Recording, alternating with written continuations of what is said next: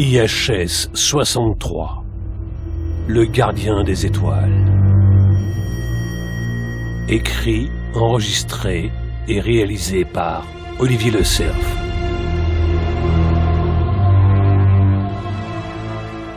Arislid Bargonil, en vertu des pouvoirs que m'a conféré l'Ordre suprême, je vous condamne à errer dans l'espace à bord d'un module cage en IHS jusqu'à votre trépas. Vous ne communiquerez plus jamais avec quiconque. La porte du module sera scellée. Vos déjections recyclées pour vous nourrir et blablabla. Bargonil n'écoutait plus la voix synthétique du juge tronique qui résonnait sur les parois métalliques de ce qui semblait être une immense cuve. La cuve des ordures de l'ordre, se dit-il, en baissant les yeux sur ses pieds nus qui pendaient dans le vide. Perpète. Une vie. Sa vie. Dans une capsule dérivant à travers le cosmos. Dans les ténèbres perpétuelles. Perpète. Il était abasourdi.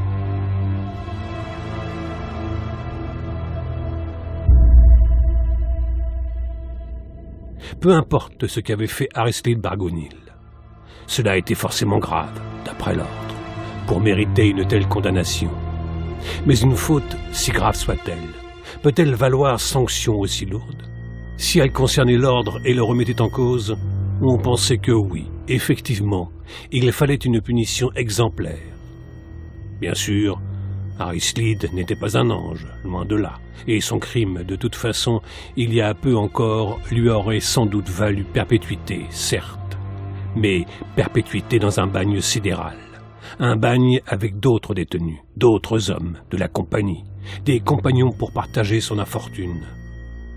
Dans des conditions certes à la limite du supportable, où il lui aurait fallu alors plus survivre que vivre dans un univers sauvage et barbare où les détenus étaient livrés à eux-mêmes, dans un endroit clos, sur une lune satellite de l'étoile suprême, où plus nulle loi n'existait. Mais même dans ces conditions, il aurait eu sa chance. Il aurait pu, peut-être, se faire des alliés et aurait surtout eu de la compagnie. En tous les cas, des conditions qui lui auraient été infiniment plus supportables que cet isolement perpétuel.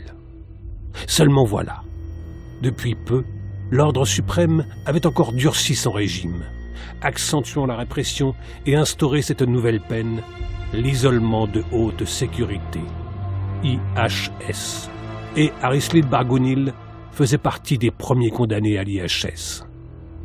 Munis de panneaux solaires et d'un magasineur d'énergie magnétique, les modules cage étaient censés pouvoir résister à un siècle terrestre. Mais dans le fond, on n'en savait rien. Et de toute façon, peu importait, puisque leurs passagers étaient de dangereux criminels, disait-il, dont il fallait débarrasser l'ordre. D'ailleurs, certaines de ces cages avaient déjà disparu. On avait perdu leur contact. Alors, on les avait légèrement modifiées, et les suivantes avaient, semble-t-il, mieux résisté.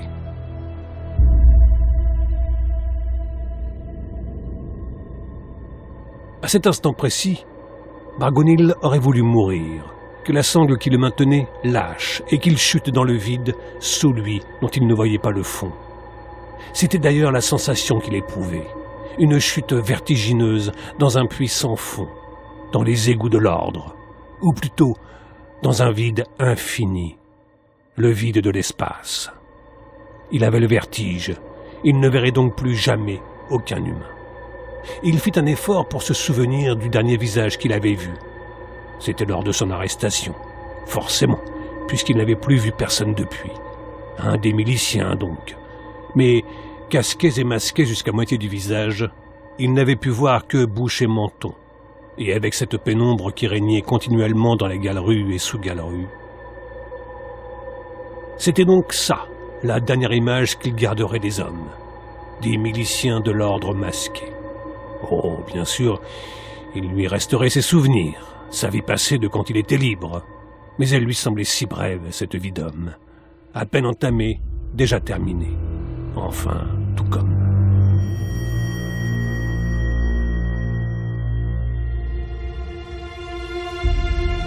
Le juge tronique s'était tu depuis quelques instants déjà, sans que Bargonil s'en aperçoive, quand un moteur se mit à ronronner quelque part au-dessus du condamné. Presque aussitôt, La sangle, qui était crochetée entre ses omoplates et à la camisole, se mit à vibrer, et l'instant d'après, Bargonil était brutalement emporté dans les airs. Surpris autant qu'effrayé, il se mit à hurler, vit les parois se rapprocher à vitesse vertigineuse. Le corps meurtri par les brusques accélérations, engoncé dans cette camisole dont les coutures lui cisaillaient les aisselles et l'entrejambe de frottements insupportables. Étourdi par la violence de la souffrance qui grouillait en lui comme la vermine sur une chair putréfiée, il se mit à vomir. Son crâne allait exploser, ou ce serait son cerveau qui lui giclerait des oreilles et du nez. Il lui sentait sentir son foie, ses poumons, son cœur, son estomac, ses reins, ses tripes. Tous ses organes se retournaient sur eux-mêmes, se déplacèrent à l'intérieur de lui, rompant leurs attaches pour venir se cogner les uns aux autres, et chaque choc lui arrachait un nouveau hurlement qui allait se perdre dans le vide de la cuve.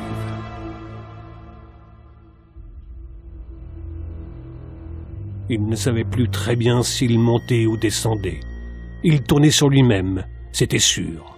Les parois filaient sous ses yeux exorbités. Dans un brusque changement de direction, la sangle se raidit et son corps, lancé à pleine vitesse, fut stoppé net avant de repartir. Ce fut comme si on l'écorchait de l'intérieur, lui déchirant les organes, comme si ses membres se brisaient en 1000 éclats en même temps, arrachant nerfs, tendons, muscles, pour aller se tasser au fond de la camisole dont les coutures le fendaient par le milieu. Il ne savait plus s'il était mort ou vivant, et souffrait tant qu'il ne pouvait plus hurler. Quand enfin, l'horrible tourniquet prit fin, il n'était plus que douleur gémissante, une loque, un corps sans force tellement meurtri que Bargonil, à demi conscient, ne le sentait plus qu'à peine, comme s'il ne lui appartenait plus.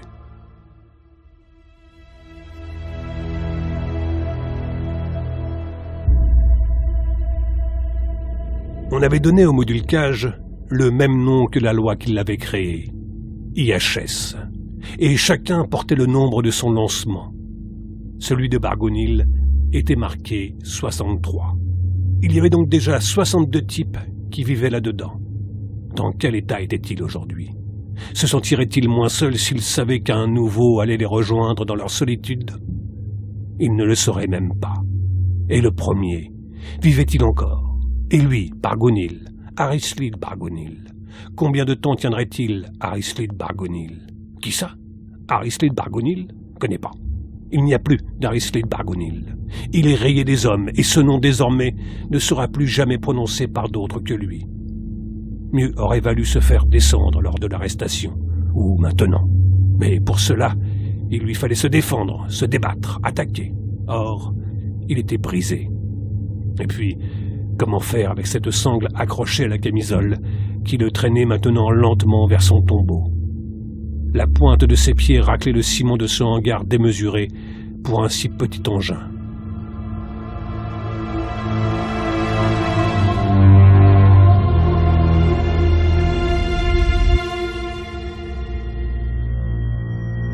De loin, cela ressemblait à une espèce de gros suppositoire difforme, ou plutôt à un poisson avec son ventre renflé et son dos effilé.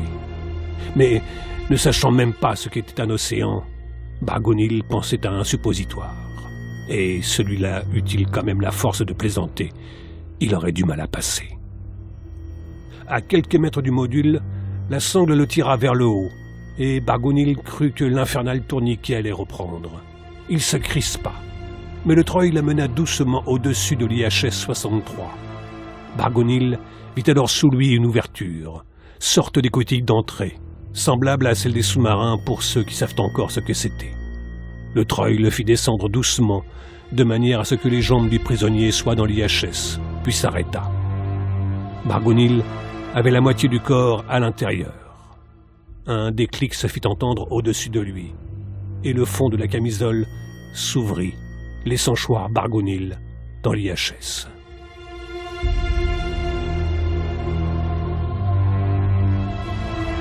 Avant même qu'il ne touche le sol de la capsule, il entendit un claquement sourd au-dessus de sa tête quand l'écoutille se referma. Bargonil poussa un long hurlement qui s'étouffa dans le capitonnage des parois du module. Et pour la première fois, depuis bien des années, il se mit à pleurer. C'étaient les sanglots d'un petit enfant. L'enfant que Bargonil avait été. Sa vie défilée. Les brigades des jeunesses de l'ordre. Les brimades. Les humiliations. Ses premières rébellions. Le cachot. Ses fugues. Puis sa vie errante dans les bas-fonds de l'Étoile suprême. Tout lui revenait comme s'il était en train de mourir. Et d'ailleurs, qu'est-ce que cela était d'autre qu'une sorte d'exécution, de mise à mort? Car maintenant, pour Arislid Bargonil, allait commencer l'enfer.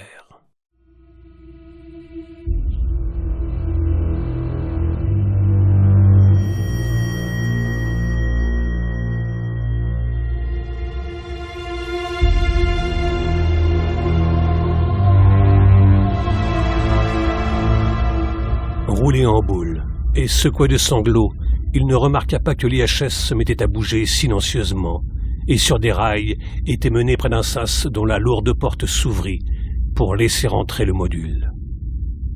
À cause de la pénombre qui submergea aussitôt l'intérieur de l'IHS, Bargonil se redressa vivement pour se jeter sur les hublots qui garnissaient les parois de la capsule.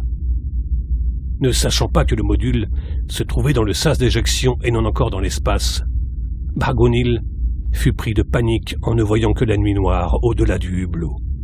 Il crut que les hublots étaient opaques et qu'en plus de sa solitude, on lui interdisait de pouvoir rêver en se plongeant au cœur des étoiles.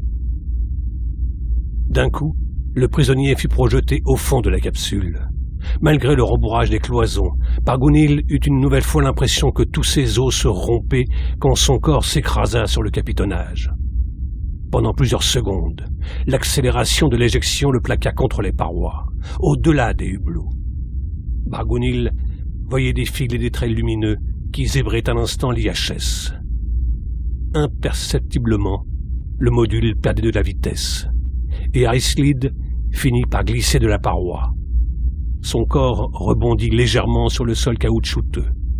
Épuisé par les épreuves qu'il avait subies, il resta là, nu, meurtri, étendu sur le dos, bercé par le module qui se balançait doucement dans le vide sidéral.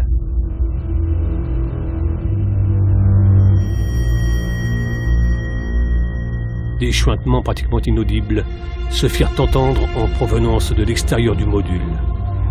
C'étaient les stabilisateurs alimentés par les panneaux solaires qui corrigeaient l'assiette de l'IHS, désormais livré à lui-même. Par un hublot au plafond de forme allongée et qu'il n'avait pas encore remarqué jusqu'alors, Bargonil vit les reflets d'acier de l'Étoile suprême s'éloigner rapidement. Il n'en voyait pas encore les bords tellement celle-ci était gigantesque. Et même s'il le savait par des lectures qu'il avait faites dans des revues troniques, il n'avait jamais imaginé que l'étoile puisse être aussi grande. Et dire qu'au même moment, dans ses entrailles, grouillaient des centaines de milliards d'individus, des gens qui étaient comme lui, avant. Étaient-ils au courant qu'un de leurs semblables venait d'être expédié dans le cosmos à bord d'un engin inerte, et que l'ordre le condamnait à y rester cloîtré jusqu'à sa mort dans l'isolement le plus total? Lui-même n'aurait pas su. Personne ne s'intéressait plus depuis longtemps aux bulletins d'information officiels. On n'y parlait que de l'ordre. Rien d'autre n'y était abordé. Harassé, Bargonil finit par s'endormir, sans s'en apercevoir, d'un sommeil agité.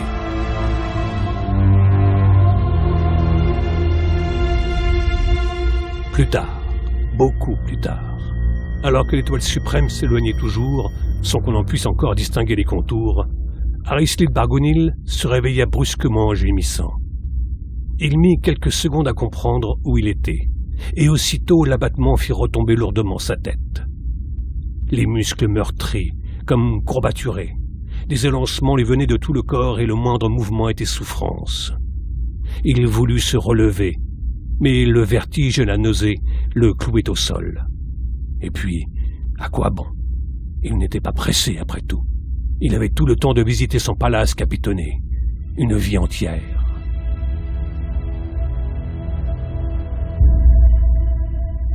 Quand il avait conçu l'IHS, Hectorius Malencontre l'avait pensé comme un lien entre la vie et le ciel, entre les péchés et le royaume de l'entité suprême, une sorte de lieu de rédemption, où le pécheur aurait le temps de ressasser ses crimes et de les regretter en grimpant son Golgotha stellaire.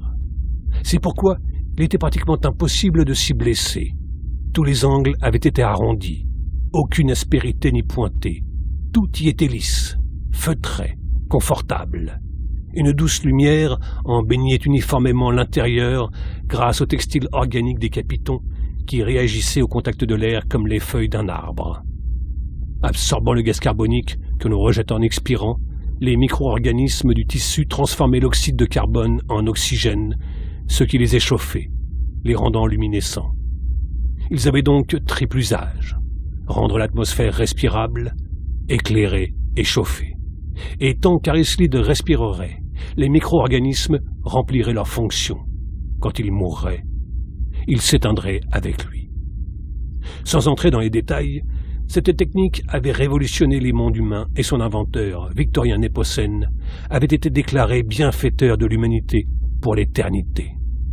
Ce procédé datait déjà de plusieurs siècles terrestres, et il faut bien le dire, l'on n'avait rien trouvé de mieux pour remplacer ces grandes forêts qui, dit-on, recouvraient une grande partie de la Terre du temps où les hommes y vivaient encore.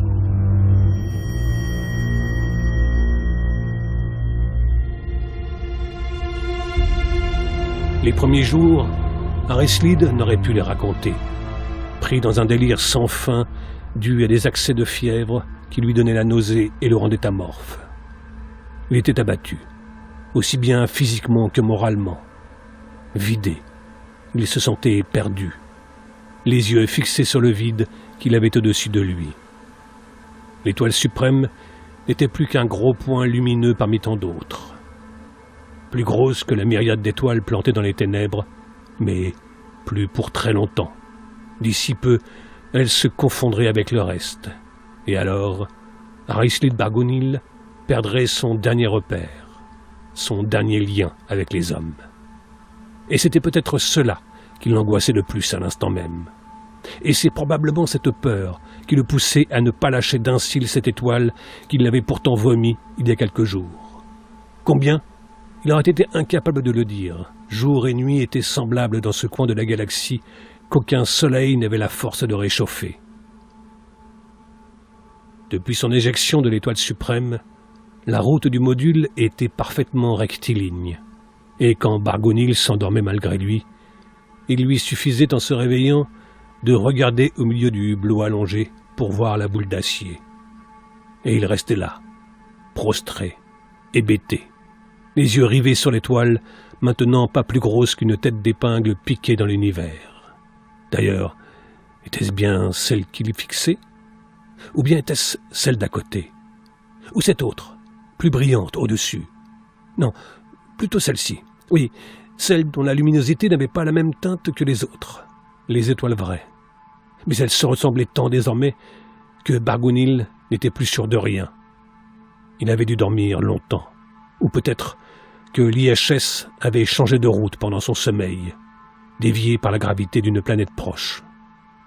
La panique s'empara alors de Bargounil, et pour la première fois depuis son éjection de l'étoile, il se releva. Dans sa précipitation, c'est à peine s'il prit garde à ses articulations ankylosées et ses muscles raidis par tant d'immobilité et qui le rendaient maladroit. Se traînant en s'agrippant comme il pouvait à l'espèce de main courante qui longeait le plafond du module, il allait d'un hublot l'autre, fouillant les ténèbres pour retrouver ce point lumineux, ce relais entre lui et les hommes. Et c'est ainsi qu'il découvrit dans ce que l'on pourrait appeler l'avant de l'IHS, une sorte de cabine de pilotage, mais sans commande aucune. Il s'y trouvait juste au milieu un fauteuil inclinable, épousant parfaitement la forme du corps humain, comme ceux des pilotes de cargo, et qui faisait face à une bulle vitrée qui permettait d'avoir une vision panoramique de l'espace. Fébrilement, Bargounil se jeta contre la bulle. Le visage et les mains collés à la vitre concave, il tournait la tête en tous sens, les yeux écarquillés par la frayeur, cherchant l'étoile, fouillant sa mémoire pour retrouver ses cours de cosmographie. Mais l'enfant qui avait été Arislide ne s'intéressait guère à ce qui se passait au-delà de l'étoile, et il n'avait pas retenu grand-chose de ses années d'école. Il lui semblait pourtant reconnaître des constellations qu'il était incapable de nommer, mais sans repère et sans carte, comment être sûr? Et Arislide finit par s'écrouler dans le fauteuil, épuisé tout autant par ses efforts violents que par le manque de nourriture et de désespoir.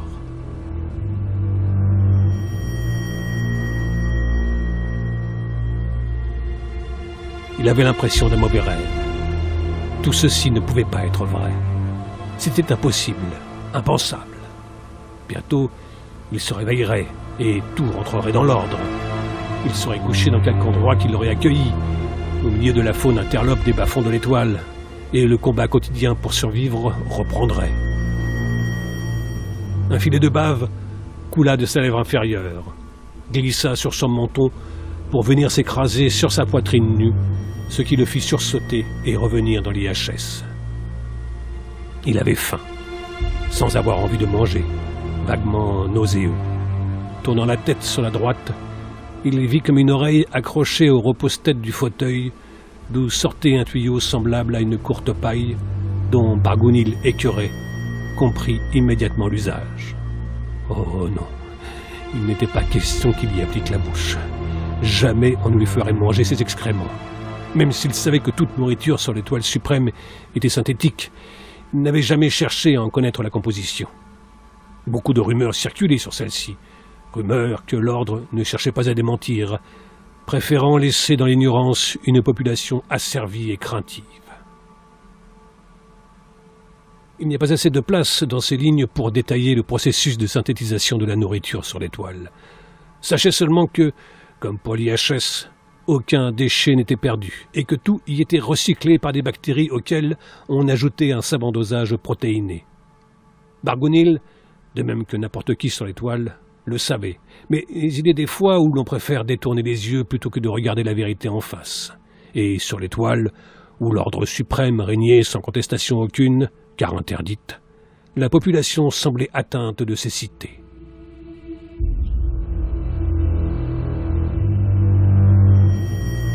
Bargounil avait toujours aussi faim. Son estomac le tiraillait, produisant borborigmes et gargouillis. Ce n'était pas la première fois qu'il avait faim. Ce genre de désagrément lui arrivait même souvent dans les sous-galeries de l'étoile, où la recherche de nourriture était la première difficulté. La deuxième étant de ne pas se faire prendre par les patrouilles de miliciens, ce qui avait fini par arriver bêtement à Bargounil, un jour où il s'était aventuré dans une galerie commerçante. Il s'était fait immédiatement repérer et 5 miliciens armés de paralysateurs à particules lui étaient tombés dessus. Et comme Bargounil était déjà fiché. Ça n'empêche qu'il avait faim. Il avait juste à rabattre l'oreille à courte paille sur sa bouche et aspirer. Après tout, se dit-il, je n'ai pas encore fait de besoin, ne sortira de la paille qu'une bouillie protéinée. Malgré tout, il n'arrivait pas à se décider. Devant lui, par la bulle vitrée, Bargounil voyait le vide. La nuit noire perpétuelle et sans fin, tachée de points de lumière. Sur ces points lumineux, ou plutôt sur les planètes en orbite autour de ces soleils, vivaient peut-être des gens, humains ou autres créatures. Peut-être seraient-ils prêts à l'accueillir? Et au-delà des étoiles, qu'y a-t-il? D'autres étoiles? Il y a forcément une fin à l'univers. Et au-delà, que trouverait-il? Bah, il verrait bien. Il avait tout son temps. Et d'ailleurs, combien lui en faudrait-il de temps pour atteindre l'une de ces galaxies? Une vie n'y suffirait pas. 2 non plus. L'IHS se traînait, dérivant lentement dans l'espace comme une comète. Enfin, c'est ce que Bargounil supposait. En fait, le module aurait tout aussi bien pu monter ou descendre, reculer même, voire être immobilisé, que le prisonnier ne l'aurait pas senti. Le fauteuil était confortable, épousant parfaitement les formes de Bargounil, comme s'il avait été moulé sur son corps. Il regardait autour de lui. Nuit noire et étoile. Nuit noire et étoile. Nuit noire et étoile. Il était moins inquiet, pas encore apaisé, mais il sentait au fond de lui qu'une certaine forme de sérénité pourrait venir face au vide sidéral qui agissait comme un psychotrope, qui, en quelque sorte, l'hypnotisait. Il lui faudrait encore du temps, bien sûr, mais cela viendrait. Il en était certain. Au milieu de ce nulle part, il se faisait presque l'impression d'être un voyageur de l'espace, à qui l'on aurait confié une mission, comme par exemple de surveiller les étoiles. Voilà, c'est ça. Je suis le gardien des étoiles, se dit-il, et je dois veiller à ce qu'elles soient bien toutes à leur place, et qu'aucune ne manque à l'appel. Oui, le gardien des étoiles. Elles sont à moi. J'ai les étoiles et l'infini pour moi tout seul. L'univers m'appartient, se dit-il, et les étoiles aussi, et le cosmos, et tout ce qui s'y trouve. Et pour la première fois depuis des jours, des semaines, enfin, il ne savait plus très bien depuis quand exactement, des mois probablement, il sentit un sourire décrisper son visage. En fin de compte, jamais peut-être, il ne s'était senti aussi libre. Nuit noire et étoile, nuit noire et étoile. L'infini face à lui, autour de lui, l'infini qui l'enveloppait, dont il faisait désormais partie. Élément d'infini noyé au cœur de l'infini. Une étoile parmi les étoiles, une étoile en balade, une étoile vagabonde, une étoile qui allait rendre visite aux autres étoiles qui, déjà peut-être, l'avaient aperçue et l'attendaient, prêtes à accueillir cette petite sœur qui, même après la mort de Bargounil, poursuivrait son chemin jusqu'à elle.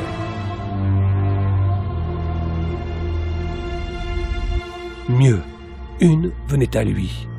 Là, un peu au-dessus sur la gauche, une lumière vive se rapprochait de l'IHS. Bargounil se redressa en l'apercevant. Qu'est-ce que c'était que ça? Une météorite? Un vaisseau? Ça ressemblait à une étoile filante. En tout cas, ça filait à vive allure. Déjà, Bargounil voyait une langue de feu traîner derrière, et ça semblait lui foncer dessus. Mais oui, tout à fait. Ça faisait route de collision. Bargounil sentit une flambée d'adrénaline l'incendier. Il eut un instant de panique qu'il réussit à maîtriser. Après tout, c'était mieux ainsi. Autant en finir tout de suite. Au moins, il ne serait pas obligé de bouffer sa merde s'il ne voulait pas mourir de faim dans des souffrances atroces. La langue de feu se rapprochait à une vitesse vertigineuse. Elle semblait être encore loin, mais comment savoir? Sur l'étoile, Bargounil avait entendu parler des étoiles filantes. Il en avait même vu dans des documentaires holographiques projetés durant les cours de cosmographie, mais c'était la première fois qu'il en voyait une en vrai. Une vieille croyance ne disait-elle pas qu'il fallait faire un vœu quand on en voyait une? Et il lui semblait avoir entendu dans ce film que c'était une coutume chez certains terriens. Un vœu, vite. Oui, mais lequel? Que lui restait-il à espérer alors que dans très peu de temps il serait pulvérisé? Une mort rapide et sans souffrance? Bon, ce n'était pas un vœu puisque c'était ce qui se passerait bientôt. Alors quoi? Que son étoile parcourt l'univers jusqu'à la fin des temps et que les créatures qui le peuplent s'émerveillent de sa lumière? Un peu prétentieux, mais après tout, personne ne viendrait de lui reprocher. Et puis, de toute façon, personne non plus ne saurait que cet astre-là était né de l'union d'un homme et d'une étoile, de la rencontre entre une filante et Arislid Bargounil. Quel coup du sort, tout de même, être percuté par une étoile filante au milieu de ce nulle part. Quel extraordinaire destin que le sien, que le leur à tous deux. Une rencontre inespérée, un hasard, comme il n'aurait pu l'espérer même en y rêvant. Lui aussi, en quelque sorte, aura été une étoile filante, que ce soit dans sa vie sur l'étoile ou à bord de l'IHS. Tant pis, c'en était presque dommage, juste au moment où il semblait trouver sa place dans l'univers. Une étoile filante allait percuter une autre étoile filante. Et que se passerait-il alors? Fusionnerait-elle? Arislid sourit à nouveau. Oui, bien sûr, forcément. Pour l'instant, l'IHS et lui n'étaient qu'embryons d'étoiles. Mais bientôt, Bargounil flamboierait et sa lumière se verrait du fin fond de l'univers, peut-être même de l'étoile. La langue de feu grossissait maintenant à vue d'œil, et malgré sa résignation à mourir, Bargounil ne pouvait empêcher ses mâchoires de se contracter. « T'auras pas le temps de souffrir, se disait-il, pour essayer de se détendre. Tu seras mort avant même de t'en apercevoir. et de la chenille Bargounil qui rampait sur une boule d'acier, un papillon jaillira de sa chrysalide pour prendre son envol. Il ferma les yeux en souriant à cette image d'un Bargounil papillon. Douce image pour mourir, s'amusa-t-il. Bargounil s'envolant avec des petites ailes dans le dos, tel un ange qui rejoindrait l'entité suprême. Il en aurait presque ri. Mourir en riant. Et pourquoi pas, après tout? Il était assez calme maintenant, tout au moins en apparence, car son cœur battait la chamade, cognant à grands coups sur ses côtes, comme s'il manquait de place. Il voulait attendre la mort tranquillement, cherchant déjà à l'apprivoiser. Elle pouvait désormais venir. Il était prêt. Malgré la curiosité qui le harcelait, Bargounil se forçait à garder les yeux clos. Ce n'était pas vraiment la peur qui le lui commandait, mais plutôt la volonté de ne pas lui céder. Jusque-là, sa vie n'avait été que tumulte et combat. Aussi voulait-il mourir apaisé, enfin. Néanmoins, l'attente devenait insupportable. Vite, que ce foutu météore lui rentre dans la gueule et qu'on en finisse. Et alors qu'il s'apprêtait à ouvrir les yeux, un grondement sourd envahit soudain le module, faisant vibrer sa carlingue. Bargounil, le visage crispé, se faisait violence pour ne pas regarder. Le bruit s'amplifiait, devenait assourdissant. L'IHS semblait vouloir se disloquer, les parois se déformaient. Icelid était ballotté dans tous sens, les mains agrippées aux accoudoirs. Ne pas regarder, ne pas regarder, ne pas regarder.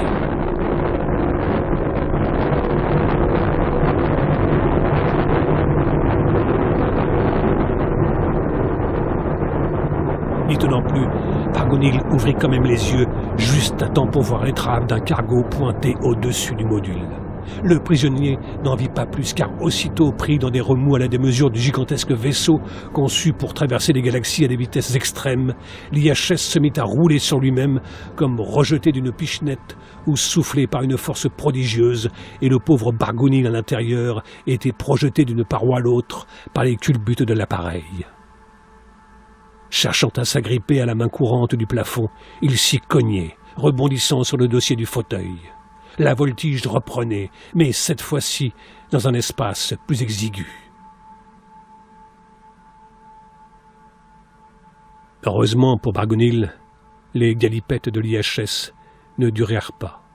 Ayant réussi à s'accrocher pieds et mains au pied du fauteuil, Icelid attendait pour lâcher que le module ne soit plus secoué du tout.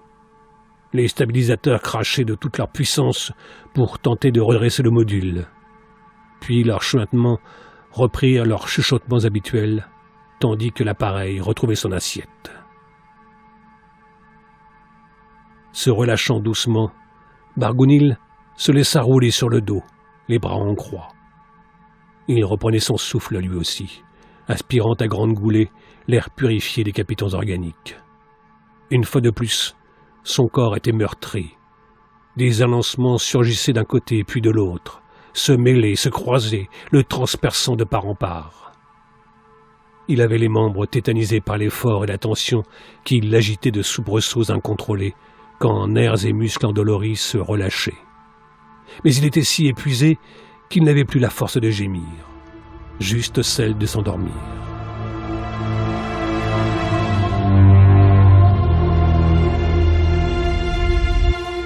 Les jours filèrent et défilèrent, même si là où il se trouvait, jour et nuit se confondaient et ne voulaient plus dire grand-chose. Icelid fit le tour rapide du module. À l'avant, le fauteuil et la bulle panoramique. À l'arrière, 3 hublots sur les côtés, un autre au plafond et un qui perçait le plancher.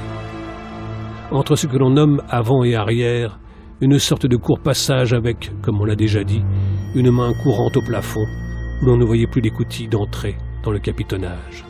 Et, de chaque côté, des cavités servant de toilette pour l'une, l'autre faisant fonction de cabine de nettoyage par ondes Syrah, que Bargounil testa aussitôt.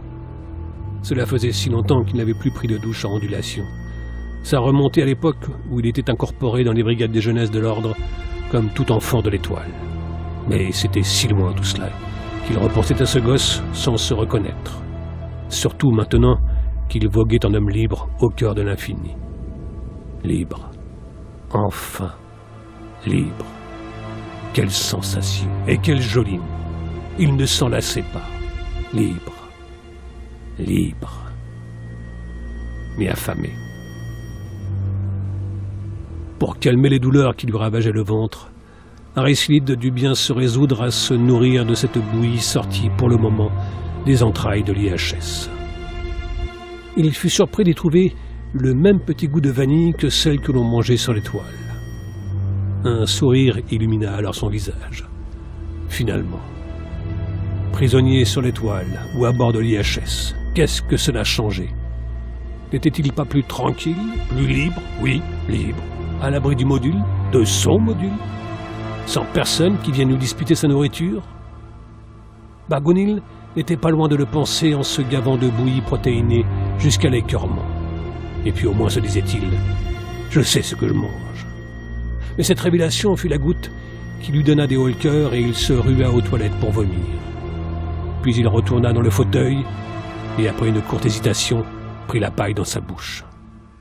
La bouillie avait toujours ce même goût légèrement vanillé et cette fois, Arislide fut plus raisonnable. Bargounil passait la majeure partie de son temps dans le fauteuil. Il y dormait, y mangeait, méditait, enfin bref, il ne le quittait guère que pour se dégourdir les jambes, se laver ou faire ses besoins. Il lui semblait même avoir un peu grossi. Il se dit qu'il ferait bien de faire gaffe à sa ligne, sait-on jamais. À chaque réveil, sortant de rêves fantastiques où le plus souvent il nageait nu dans l'espace et regardait s'éloigner l'IHS avec le sentiment partagé de l'angoisse du vide de la nuit et l'extrême liberté de mouvement dont il jouissait, à chaque réveil, quand il découvrait l'infini sommet d'étoiles, il s'émerveillait à nouveau devant le spectacle qui s'offrait à ses yeux ébahis. Et chaque fois, il se demandait s'il était réellement éveillé ou s'il rêvait encore tant son esprit vagabondait dans le champ d'étoiles, tant il en était imprégné, tant il lui semblait y appartenir. Il ne se lassait pas de cette immensité qui, parfois, lui donnait encore le vertige. Il avait même donné un nom à certaines étoiles, des noms de femmes, Praxilla, Organtia, Belate, Carladone. Quand il avait été pris dans les remous du cargo, l'IHS avait changé de cap, mais avait depuis repris une trajectoire rectiligne, pensait-il. Peut-être même qu'il stagnait. Bargounil n'en savait rien. Et puis, quelle importance? Avancer, reculer, pour aller où? À bord de l'IHS, le temps n'existait plus. Les heures, les jours, les mois, tout cela ne voulait plus rien dire. Et Bargounil vivait dans l'instant. Demain, aujourd'hui, il n'y avait ni jour ni nuit à bord. Le temps s'était arrêté et Bargounil mangeait, dormait, méditait, mangeait, dormait, méditait, mangeait, dormait. Arislide. Quand il entendit cette voix, Bargounil prenait une douche en ondulation et après un instant de stupeur, se dit qu'il rêvait. Forcément. Il y repensa encore un petit moment, puis, machinalement, s'installa dans le fauteuil, contrarié, avala un peu de bouillie et finalement oublia. Arislide. Il sursauta. Cette fois-ci, il l'avait bien entendu. Ou alors, il devenait vraiment cinglé. Mais non, il en était certain, quelqu'un l'avait appelé. Il l'avait bien entendu. Une femme. C'était une voix de femme, et cette voix était bien réelle. Ou alors, rien de tout cela ne l'était. Ni l'IHS, ni les étoiles, ni sa vie, ni Arislide Bargounil. Bargounil sauta du fauteuil pour regarder derrière lui. Personne.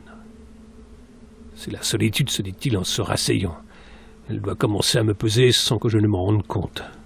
Depuis quand n'ai-je pas entendu voix humaine? Des siècles, il me semble. Une éternité. Dans une autre vie. Arislide. La voix semblait flotter dans l'air, comme en suspension. Confortablement assis dans le fauteuil, Bargounil souriait. Qu'importe que la voix soit vraie ou pas. Elle était agréable à entendre, surtout pour Bargounil. Elles étaient peu les femmes qui l'avaient appelé aussi gentiment par son prénom. Il ne se souvenait plus de sa mère, ne l'ayant guère connue comme tous les gosses de l'étoile, car l'ordre prétendait que les rapports mère-enfant étaient néfastes, car trop sentimental et donc faisaient des adultes eux-mêmes trop tendres pour blablabla. Le charabia de l'ordre. Arislide, je suis là. Les yeux écarquillés, Bargounil tourna la tête sur la gauche. Non, Il ne rêvait pas. Il avait bien entendu et surtout, maintenant, il la voyait. Elle était là, flottant en dehors de l'IHS, à quelques mètres de lui, de l'autre côté de la bulle. Quelqu'un était là, dehors, qui l'appelait. Un être vivant au milieu de nulle part. Une femme nageant dans l'infini. Une femme belle comme une étoile. Bargounil essuya ses yeux brouillés, renifla bruyamment et ouvrit la bouche pour parler, mais ne dit rien, ne put rien dire tant cette vision le bouleversait. Elle était d'une beauté extraordinaire, comme ces androïdes qu'on voit dans les vitrines. De longs voiles clairs transparents flottaient autour de son corps, se mêlant à ses longs cheveux noirs et se déroulaient loin derrière comme une traîne. « Es-tu une étoile filante ?» demanda Bargounil, le nez collé à la bulle vitrée. Elle eut un petit rire, mais ne répondit pas. Puis, virevoltant au-dessus du module, elle vint se placer sur la droite de Bargounil. « Quel est ton nom ?» demanda-t-il encore. Bargounil put voir les yeux de la jeune femme s'assombrir avant qu'elle ne détourne son regard. « Comment ? Tu ne me reconnais pas ? Mais c'est toi-même qui m'as donné un nom. » Bargounil hésita. « Organtia ? N'est-ce pas ? Tu es Organtia ?» La jeune femme le regarda à nouveau. Elle souriait. « Ah, la bonne heure. Tu me faisais marcher. » Néanmoins, elle se renfrogna aussitôt. « Mais ce n'est pas gentil de te moquer de moi, » ajouta-t-elle. « Je viens de très loin, tu sais. J'ai mis beaucoup de temps pour venir. Et toi, que fais-tu ? Tu te joues de moi. Si j'avais su comment tu m'accueillerais... » « Excuse-moi, belle Organtia, mais ça fait si longtemps que je n'ai vu visage humain que j'en suis bouleversé. »« Humain ?» Elle le regardait mi-surprise, mi-amusée. « Humain ?» répéta-t-elle comme pour elle-même. « Par toutes les galaxies, je ne voudrais pas être humain, surtout quand je vois ce qu'ils sont capables de se faire entre eux. » Tu as raison. Moi non plus, je ne voudrais pas être humain. Malheureusement... Mais tu n'es plus humain, Rislid. Tu es une étoile. Enfin, pas encore tout à fait, mais patience. Tu le sauras bientôt. Quand ? Bientôt, te dis-je. Le temps de ta délivrance approche. Et de la patience, Rislid. J'en aurai. Sois sans crainte, Organtia. Alors, au revoir, Rislid. Nous nous reverrons. Surpris par un si brusque départ, Bargounil resta sans voix. Quand il reprit ses esprits, il était trop tard. Organtia s'éloignait du module, volant dans la nuit vers sa demeure, là-bas, au bout de la galaxie. Derrière elle, les longs voiles clairs virevoltaient, et Bargounil ressentit un grand vide se creuser en lui. « Organtia ! Organtia ! Reviens ! Je t'en supplie, reviens ! Ne me laisse pas seul, Organtia !»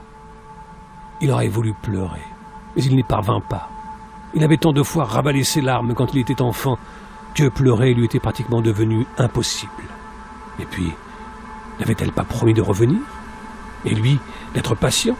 Et puis, peut-être qu'une autre, Praxilla ou Carladon, aurait aussi la curiosité de venir le voir. Mais en attendant, il se retrouvait seul, à nouveau, seul, une fois de plus. Et la solitude, qui jusqu'alors avait été une compagne agréable, devint fardeau. Et son errance dans l'espace reprit son cours monotone. Alors qu'avant cette rencontre, il ne vivait que dans l'instant présent, mangeant quand il avait faim, dormant au gré de ses envies, arpentant le court module quand il éprouvait le besoin de se dégourdir les jambes. Depuis cette visite, il vivait dans l'attente du retour d'Organtia. Celle-ci, tout là-bas, au fond de la galaxie, avait repris sa place et sa lumière ne variait pas, restant un point lumineux parmi d'autres points lumineux. Maintenant qu'il savait que des étoiles l'attendaient, il ne supportait plus son incarcération et devenait impatient. Et cette jeune femme, sa beauté, sa voix qui lui avait parlé si doucement, si gentiment, tout cela était beaucoup trop pour un homme dont la vie n'avait été que combat, lutte, peur, une vie qu'aucune chaleur n'était venue réconforter, une vie d'enfer comparée à celle qu'il vivait dans l'IHS. Et c'était bien là le comble de ce nouveau châtiment implacable que l'ordre suprême avait instauré. En croyant se débarrasser de ces éléments les plus indésirables, à qui elle pensait infliger la pire des peines, l'étoile, en fait, leur rendait la liberté. Elle les aidait à s'évader. Néanmoins, cette pensée, si réconfortante soit-elle, ne consolait guère Bargounil, qui se désespérait de ne jamais revoir son étoile. Enfin, de la voir là, tout près, à ses côtés, et pouvoir lui parler, et qu'elle lui réponde en souriant, comme cette autre fois où elle lui avait rendu visite. Car Bargounil ne doutait pas d'avoir vu Organtia. Cette apparition avait été pour lui tout aussi réelle que l'IHS, le fauteuil et tout le reste. Et Organtia lui manquait. Il le lui répétait souvent, les yeux rivés sur elle, mais elle ne répondait pas, ne revenait pas, ne lui donnait aucun signe, rien. Et Bargounil plongeait dans une tristesse sans fond, une tristesse si profonde qu'il ne se souvient pas avoir croisé un autre IHS, le 158. Ce croisement avait pris beaucoup de temps. Aucun des deux modules ne se déplaçant à grande vitesse, surtout celui de Bargounil, depuis sa rencontre avec le cargo. Cela dut se passer à l'époque où Bargounil commençait à perdre la raison. Il allait souvent se réfugier au fond de l'IHS, recroquevillé, la tête dans les genoux. Il ne voulait plus voir les étoiles, ni Organtia, ni aucune autre. Il leur en voulait. Elle lui avait donné un peu d'espoir pour lui reprendre aussitôt.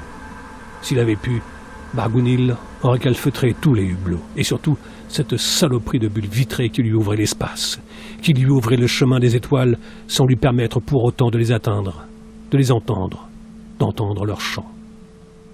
Elle lui avait dit que lui aussi, bientôt, il deviendrait étoile, et qu'alors, il pourrait quitter le module et rejoindre Organtia, et il irait voir Praxilla, et aussi Bellaté, Carladone, et Gracilia, et Cafane, et toutes les autres. Enfin, c'est ce qu'il avait cru comprendre. Mais il était encore et toujours Arislid Bargounil, prisonnier de l'IHS 63. Que fallait-il donc qu'il fasse pour ne plus être Arislid Bargounil? Il les suppliait de l'aider, de lui dire ce qu'il devait faire, mais elle ne répondait pas. Puis il se dit qu'elles avaient raison, qu'il ne méritait pas d'être une étoile, que c'était de sa faute à lui, parce qu'il ne les écoutait pas. Il ne faisait que se plaindre et geindre, au lieu d'être patient comme le lui avait demandé Organtia. Et il retourna s'asseoir dans le fauteuil, et Bargounil se mit à compter les étoiles, car avant d'en être une lui-même, il devait en être le gardien et veiller sur elles. C'était ce qu'il pensait devoir faire avant de les rejoindre, avant d'être une étoile lui-même. Alors, il compta. Mais elles étaient si nombreuses que chaque fois, il perdait le fil à un moment ou l'autre. Alors, patiemment, il recommençait, et oubliant où il en était, il reprenait à zéro. Il n'arrivait plus à se concentrer, à obliger son esprit à suivre une idée, à garder une pensée. Il restait assis dans le fauteuil, le regard vague. Il ne s'alimentait plus et n'avait d'ailleurs même plus faim, perdu dans ses comptes à millions et millions d'étoiles, et à recommencer, encore et toujours, recommencer à compter, jusqu'à nouveau perdre le fil et reprendre une nouvelle fois, et se perdre dans l'infini, les paupières lourdes et les yeux brûlants à force de scruter la nuit noire. Il se forçait à rester éveillé pour ne pas perdre ses comptes, clignant rapidement des paupières pour tenter d'apaiser les brûlures. Immanquablement, il perdait la raison, se laissant doucement couler sans chercher à se retenir. C'en était fini maintenant. Il n'avait plus la force, plus la volonté de se battre. Le gardien des étoiles était fatigué. Il voulait juste dormir. Dormir longtemps. Dormir jusqu'à la nuit des temps. Mais pas maintenant. D'abord, il devait compter les étoiles et vérifier qu'aucune ne manquait. Alors il comptait.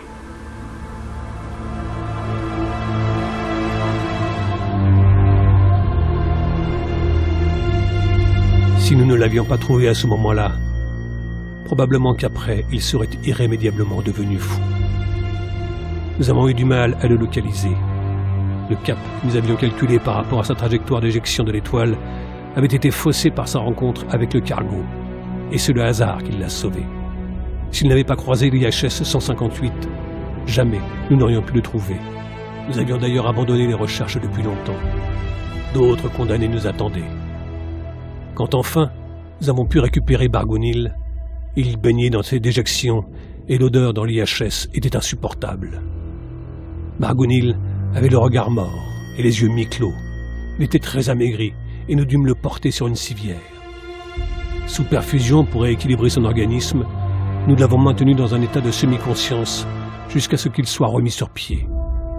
Notre Toubib a fait des miracles, comme d'habitude. Bargounil revint parmi les hommes en très peu de temps.